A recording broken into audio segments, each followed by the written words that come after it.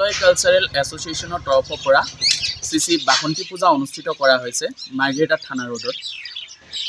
3 তাৰিখৰ পৰা 7 তাৰিখলৈকে অনুষ্ঠিত কৰা হ'ব মাৰ পূজা আৰু আধ্যাত্মিকতাক লগতে কেন্দ্ৰ কৰি সাহিত্য আৰু সাংস্কৃতিক বেছি গুৰুত্ব দিয়া হৈছে।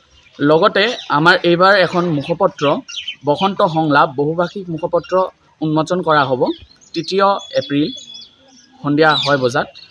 লগতে আমাৰ অনুষ্ঠান আৰম্ভণি হ'ব কলহ যাত্ৰা দি। তাৰ পাছত আমাৰ দিহানাম প্ৰদৰ্শনী আছে, দাণ্ডিয়া প্ৰতিযোগিতা আছে, তাৰ লগত আৰতি প্ৰতিযোগিতা আছে, সৰু সৰু অকণমানি শিশুসকলৰ বাবে এজ ইউ লাইক প্ৰতিযোগিতা থোৱা হৈছে। তাৰ লগত আমাৰ এই নৃত্যনাট্য এখন থোৱা হৈছে কবিগুৰু ৰবীন্দ্ৰনাথ ঠাকুৰৰ পূজাৰিণী নৃত্য নাটক।